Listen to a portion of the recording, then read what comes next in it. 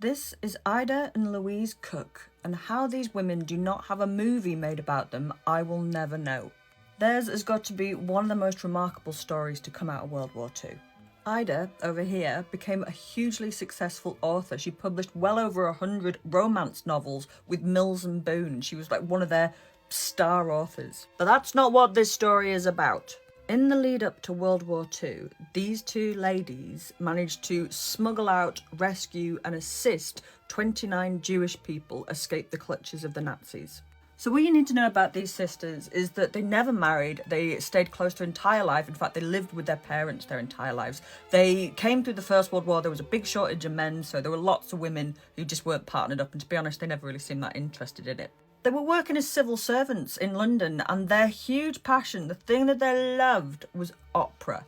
They were opera groupies. They would save up all of their money and they would travel to Europe to watch the big opera stars of the day, and they would hang out at the stage door waiting for an autograph, waiting for a photograph. And this was how they met an Austrian director called Clemens Krauss and his wife, who was an opera singer, who was called Violika Ursulak. And they actually become really, really good friends with them. And they're travelling all over Europe to watch them perform. Amsterdam, Austria, all over the place. And Violika asks the sisters if one of her friends could come to London to stay with them in their house. And the friend was called Mialita Mializman, and she duly came over. And the sisters hadn't realised that Mialita was Jewish. It didn't really mean very much to them. They really weren't aware of political events at all. They just freaking loved opera. But after speaking to Mialita, and this is sort of around the mid to late 1930s now, they learn what is happening to the Jewish people in German-occupied lands. And they are really, really shocked. And they ask the question, why can't you leave? Why aren't people leaving? Why aren't Jewish families leaving? There are multiple reasons for that, but a really big one is the fact that although the Nazis were quite happy for the Jews to leave, they would take all of their money. They would tax them to the point where they had absolutely nothing left. And then they're in a double bind because no country will take them in unless they can prove that they've actually got enough money to be able to set up a life over there. So this situation meant it was almost impossible for German people to get out. And then the sisters came up with an idea.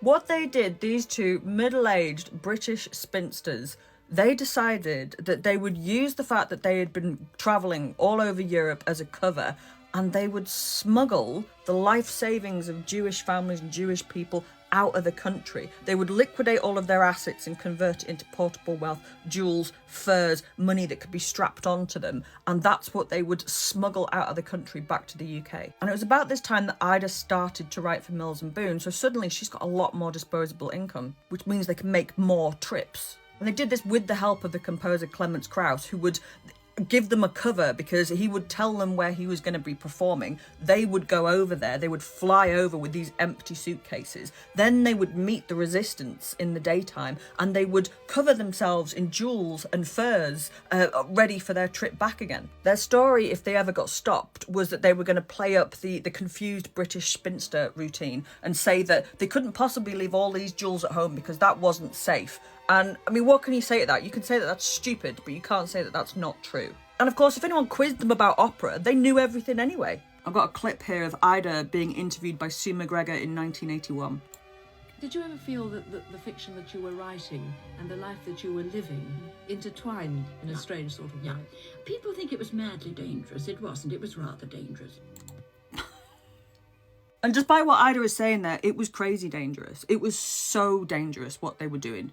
Pretty soon, as the war starts gearing up, they're not allowed to travel around Europe anymore, of course they're not. But what they do is they buy a flat in Pimlico in London and they start looking into how can they get refugees out that way, and they find that there is a work visa scheme. So they start trying to find sponsors for Jewish people and basically lying, saying that they're chefs and teachers and people that need to come over on these very, very particular visas. It was a huge amount of work. It was very, very dangerous, and they couldn't get all the people out that wanted to get out. Of course they couldn't. But once the people got over to Britain, they would let them stay in their flat in Pimlico. At one point there was like 15 people, 20 people staying there. And once the war actually got going, all of these things were closed down. Nobody could be got out anymore. And they focused on helping the 29 people that they had got out find new connections, new lives, making sure that they were okay. But both sisters were plagued for the rest of their lives by this sense that they didn't do enough, that they could have done more. But what they did was absolutely wild.